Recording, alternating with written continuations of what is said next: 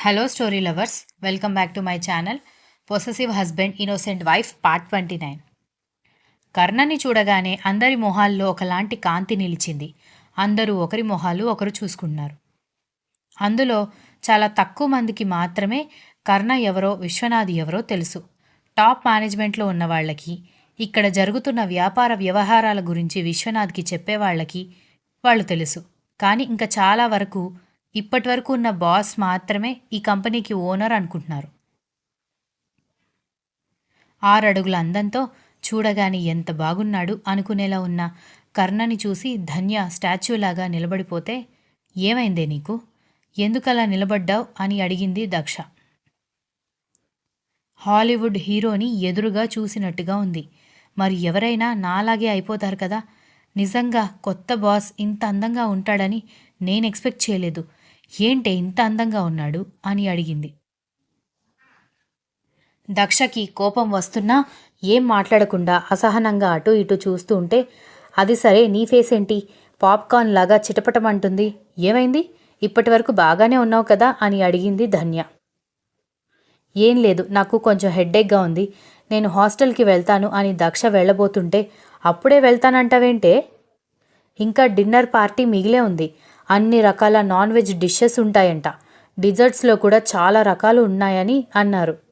అవన్నీ టేస్ట్ చేయకుండానే వెళ్ళిపోతావా అనగానే, నువ్వు నీ తిండి గోల, లైఫ్లో ఫుడ్ తప్ప ఇంకేం లేదా అనగానే, ఇంకేం ఉంటుంది, మహా అంటే రిలేషన్షిప్స్, ఫ్రెండ్షిప్స్, కానీ వాటి మీద నాకు నమ్మకం లేదు. అలాంటప్పుడు మనకి ప్యూర్గా హ్యాపీనెస్ ఇచ్చేది ఫుడ్ కాబట్టి దాన్ని ప్రిఫర్ చేస్తే తప్పే ఉంది అని అడిగింది ధన్య.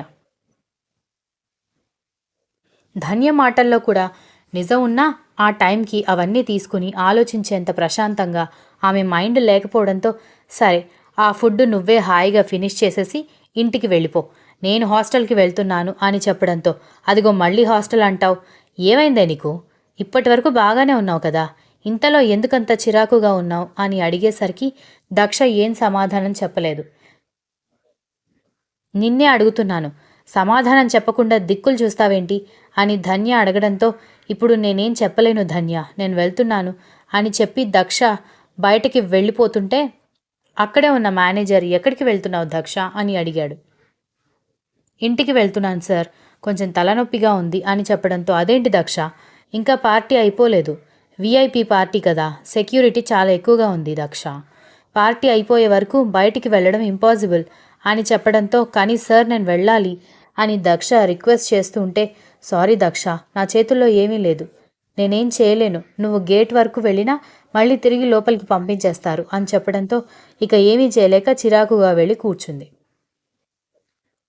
సార్ మీరేమైనా మాట్లాడాలని మన ఎంప్లాయీస్ అందరూ ఆశిస్తున్నారని స్టేజ్ మీద ఉన్న యాంకర్ కర్ణ వైపు మైక్ పెట్టి అడగడంతో, రెస్ట్ అనేది లేకుండా ఆఫీస్ కోసం, ఆఫీస్ రెప్యుటేషన్ కోసం మీరు చేస్తున్న హార్డ్ వర్క్కి ఐఎమ్ అప్రిషియేటింగ్ యూ ఆల్, ఇదే స్ట్రెంగ్త్ అండ్ స్టామినా ఎప్పటికీ చూపిస్తారని అనుకుంటున్నాను అనగానే, అందరూ ఎస్ అని అరవడంతో, దట్స్ ద స్పిరిట్ అని చెప్పి మైక్ ఇచ్చేసి స్టేజ్ దిగాడు.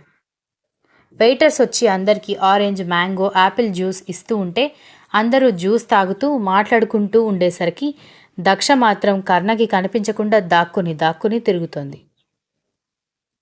అదంతా అతను కూడా గమనిస్తూనే ఒక స్మైల్ ఇచ్చి, అప్పటి వరకు ఆఫీస్ మేనేజ్ చేసిన తన ఫ్రెండ్తో మాట్లాడుతూ ఉంటే, నాకు అర్థం కాలేదురా, అంకుల్ ఆంటీ ఎన్నిసార్లు వచ్చి వైజాగ్ బ్రాంచ్ చూసుకోమని చెప్పినా కూడా పట్టించుకోలేదు, ఇప్పుడు నన్ను హైదరాబాద్ పంపించి నువ్వు ఈ బ్రాంచ్ చూసుకుంటాను అని చెప్పడానికి కారణం ఏంటి అని అడిగాడు. దానికి కూడా కారణాలు ఉండాలా అని కర్ణ అడిగేసరికి, కారణం లేకుండా నువ్వొచ్చి ఉంటావని నేను అనుకోవట్లేదు అని అతను నవ్వేసరికి కర్ణ ఏమీ మాట్లాడకపోవడంతో చాలే డ్రామాలు ఆడింది. అంకుల్ ఆంటీ నాకు అన్ని విషయాలు చెప్పారు, గొప్ప అమర ప్రేమికుడివిరా బాబు నువ్వు, నీలో కూడా ఇలాంటి యాంగిల్ చూస్తానని నేను ఎక్స్పెక్ట్ చేయలేదు అని నవ్వాడు అతను.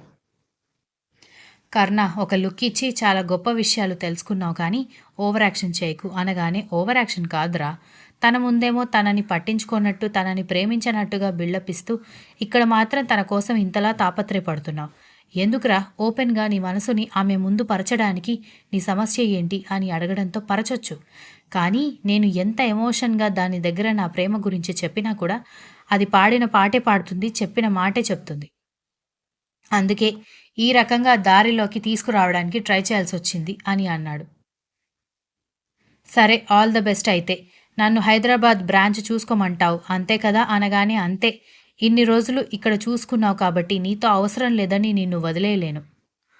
డాడీ నువ్వు కలిసి హైదరాబాద్ బ్రాంచ్ చూసుకోండి. అంతేకాదు అక్కడ 2, 3 బ్రాంచులున్నాయి. డాడీ ఒక్కడే మేనేజ్ చేయలేడు కాబట్టి నువ్వు అప్పుడప్పుడు అన్ని బ్రాంచులు విజిట్ చేస్తూ ఉండాలి అని చెప్పడంతో సరేరా నేను చూసుకుంటాను. మరి నేను వెళ్తాను. పార్టీ అంతా ఫినిష్ అయిపోయాక వెళ్ళు అని చెప్పి వెళ్ళిపోయాడు కర్ణ ఫ్రెండ్. కర్ణ ఆరెంజ్ జ్యూస్ తాగుతూ చుట్టూ చూస్తూ ఉండగా దక్ష తనకి కనిపించకుండా తప్పించుకుని తిరుగుతూ ఉండేసరికి నవ్వొస్తూ ఉండేసరికి మేనేజర్ని పిలిచి నేను ప్రతి ఎంప్లాయీతో వాళ్ళ ఇండివిజువల్ వర్క్ ఎక్స్పీరియన్స్ గురించి తెలుసుకోవాలి అనుకుంటున్నాను. పిలవండి అని అడగడంతో ఓకే సార్ అని చెప్పి ఒక్కొక్క ఎంప్లాయీని పిలుస్తూ ఉంటే కర్ణ వర్క్ గురించి కంపెనీ ఎన్విరాన్మెంట్ గురించి కొన్ని క్వశ్చన్స్ అడుగుతూ ఉంటే వాళ్ళు సమాధానాలు చెప్పి వెళ్ళిపోతున్నారు.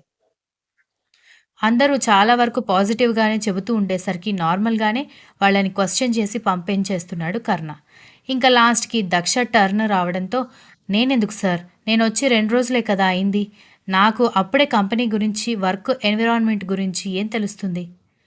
కొన్ని రోజులు వర్క్ చేస్తేనే కదా నేను కంపెనీ గురించి చెప్తాను అని అడగడంతో నిజమేనమ్మా ఈ 2 రోజుల్లోనే నీకేం అర్థమైందో చెప్పు.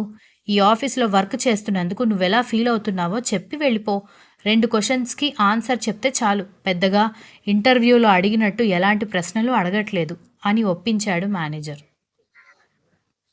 దాంతో ఇక తప్పదేమో అన్నట్టుగా దక్ష కర్ణ ఎదురుగా వచ్చి నిలబడ్డంతో కళ్ళతోనే వేవేల భావాలు పలికిస్తూ ఆమె వైపు చూస్తూ ఉండేసరికి మేనేజర్ ఏదో పని ఉండి పక్కకి వెళ్ళిపోవడంతో దక్ష కంగారు పడుతూ నిలబడితే వైజాగ్ ఎందుకు వచ్చేసావు అని అడిగాడు. దక్షకి మాట రానట్టుగా నిలబడిపోతే ఆన్సర్ మీ వైజాగ్ సడన్గా ఎందుకొచ్చావు అని అడగడంతో నాకు ఇక్కడ జాబ్ వచ్చింది అని చెప్పేసరికి అదేంటి మరి నువ్వు ఇక్కడికి వచ్చే ముందు రోజు సాయంత్రం మీ ఆఫీస్లో రిజిగ్నేషన్ ఇచ్చావని ఈ కంపెనీలో అప్లై చేశావని నాకు మీ బాస్ చెప్పాడు అని అడగడంతో దక్ష ఆశ్చర్యపోయింది. మీరు మా బాస్ దగ్గరికి ఎందుకు వెళ్ళారు అని అడగడంతో మరి నువ్వు ఎక్కడికి వెళ్ళావో కనుక్కోవాలి అంటే నువ్వెక్కడున్నావో నాకు తెలియాలి కదా అని నెమ్మదిగా అడుగుతూ ఆమె చేతిని తన చేతిలోకి తీసుకోవడంతో దక్ష తన చేతిని వెనక్కి తీసుకోవడానికి ప్రయత్నించినా అతను మాత్రం మృదువుగా ఆమె చేతిని పట్టుకుని చెప్పు నా మొహం చూడ్డం కూడా ఇష్టం లేక వచ్చేసావా అని అడగడంతో దక్ష కన్నీళ్లతో లేదు అన్నట్టుగా తలాడించింది. నేను నా మరదల్ని పెళ్లి చేసుకుంటున్నాను. నువ్వు కూడా వేరే పెళ్లి చేసుకుంటున్నావు. మరి ఇంకా ఎందుకు అక్కడి నుంచి వచ్చేసావు అని అడగడంతో దక్ష ఏం సమాధానం చెప్పాలో తెలియక తడబడుతుంటే నువ్వింకా నన్ను ప్రేమిస్తున్నావా అని నవ్వుతూ అడిగేసరికి అతని వైపు చూడలేక దిక్కులు చూస్తుంటే చెప్పు are you still loving me అని అడిగాడు. లేదు మీకు చాలా ఎక్స్పెక్టేషన్స్ ఉన్నాయి కానీ కొంచెం తగ్గించుకోండి. చాలా ఎక్కువ ఎక్స్పెక్టేషన్స్ పెట్టుకుంటున్నారు అని దక్ష వెటకారంగా చెప్పేసరికి is it really I'm expecting too much అని అడగడంతో ఎస్ వెరీ మచ్ అని అంది దక్ష. దెన్ ప్రూవ్ మీ అనగానే ఏం ప్రూఫ్ చేయాలి అని దక్ష అడగడంతో నువ్వు నన్ను పూర్తిగా మర్చిపోయాను అని, అసలు నువ్వు నన్ను ప్రేమించట్లేదని, నీ మనసులో నాకు ఎలాంటి స్థానం లేదని ప్రూఫ్ చేసుకో అని చెప్పడంతో ఎలా అని అడిగేసరికి కర్ణ మేనేజర్ అని పిలవడంతో మేనేజర్ అపాయింట్మెంట్ లెటర్ తీసుకొచ్చి కర్ణ చేతికి ఇవ్వడంతో అది దక్ష చేతికి ఇచ్చేసరికి దక్ష అదంతా చదివి ఏంటిది అని ఆశ్చర్యంగా అడిగేసరికి చదివావు కదా అని అడిగాడు కర్ణ. అదే అడుగుతున్నాను, నేను మీ అసిస్టెంట్ ఏంటి, నాకు అసిస్టెంట్గా ఎలాంటి ఎక్స్పీరియన్స్ లేదు అని అడగడంతో వర్క్ చేస్తే ఎక్స్పీరియన్స్ అదే వస్తుంది. నిజంగా నా మీద నీకు ఎలాంటి ఫీలింగ్స్ లేకపోతే నువ్వు ప్రొఫెషనల్గా నడుచుకోవచ్చు, ప్రాబ్లం ఏమీ లేదు అని చెప్పడంతో no sir I don't want this post, నేను ఇప్పుడు చేస్తున్న జాబ్తో చాలా సంతోషంగా ఉన్నాను అనగాని అయితే నువ్వు ఎక్కడ నాకు దొరికిపోతావో అని కంగారు పడుతున్నావు అన్నమాట అని అడిగాడు. మీరు ఎక్కువగా ఎక్స్పెక్ట్ చేస్తున్నారని చెప్తున్నాను కదా అని దక్ష కొంచెం గట్టిగా చెప్పడంతో అయితే ప్రూఫ్ చేయమ్మా అని కర్ణ వెటకారంగా అడిగేసరికి ఓకే ఫైన్, ఇప్పుడు నేను మీకు అసిస్టెంట్గా వర్క్ చేస్తే నాకు మీ మీద ఎలాంటి ఫీలింగ్స్ లేవని, నేను జస్ట్ ప్రొఫెషనల్గానే వర్క్ చేస్తున్నానని ఒప్పుకుంటారా అని అడగడంతో కోర్స్ ఎస్ అని చెప్పాడు కర్ణ. ఓకే అని చెప్పి దక్ష అపాయింట్మెంట్ లెటర్ తీసుకోవడంతో ఓకే అసిస్టెంట్ వర్క్ నీకు తెలుసు కదా, షెడ్యూల్స్ ప్రిపేర్ చేయాలి, గంట గంటకి షెడ్యూల్ రిమైండ్ చేయాలి, మీటింగ్స్ నాతో పాటు నువ్వు కూడా అటెండ్ అవ్వాలి, క్లయింట్స్కి ఆన్సర్స్ ఇవ్వాలి, మెయిల్ చేయాలి, చాలా పనులు ఉంటాయి అనగానే it's okay sir, I know all of them అని చెప్పడంతో ఓకే ఆల్ ద బెస్ట్ అని చెప్పాడు కర్ణ. థ్యాంక్ యూ సార్, అయితే నేను వెళ్ళిపోవచ్చా? ఇది వీఐపీ పార్టీ అయ్యేసరికి సెక్యూరిటీ కొంచెం స్ట్రాంగ్గా ఉంది, నేను వెళ్ళాలి అని అడగడంతో మేనేజర్ వైపు చూసి తల ఊపడంతో రండి మేడం అంటూ దక్షని గేట్ వరకు తీసుకువెళ్ళి అక్కడ ఉన్న సెక్యూరిటీతో మాట్లాడి జాగ్రత్తగా వెళ్ళండి మేడం అని చెప్పడంతో ఓకే అంటూ వెళ్ళిపోయింది దక్ష. అటుగా వెళ్తున్న ఆటోని పిలిచి హాస్టల్ అడ్రస్ చెప్పి కూర్చోవడంతో ఆటో అతను అలాగే మేడం అంటూ ఆటో స్టార్ట్ చేయడంతో కర్ణ గురించి ఆలోచిస్తూనే కూర్చుండిపోయింది దక్ష. సార్, ఇక్కడ చాలామంది సీనియర్ ఎంప్లాయీస్ ఉన్నారు, వాళ్ళ ఎవరికి ప్రమోషన్ ఇవ్వకుండా నిన్న కాక మొన్న వచ్చిన అమ్మాయికి ప్రమోషన్ ఇవ్వడం ఏంటని మేనేజర్ అడగడంతో లవ్ గేమ్ అనగానే అర్థం కాలేదు సార్ అన్నాడు మేనేజర్. త్వరలో నీకు అన్నీ తెలుస్తాయి, త్వరగా పార్టీ ముగించి అందరినీ పంపించు, లేట్ నైట్ అయింది కదా, వెళ్ళడానికి ఇబ్బంది పడతారు అంటూ వెళ్ళిపోయాడు Karna. Continues. If you like the story please like, share, comment and don't forget to subscribe.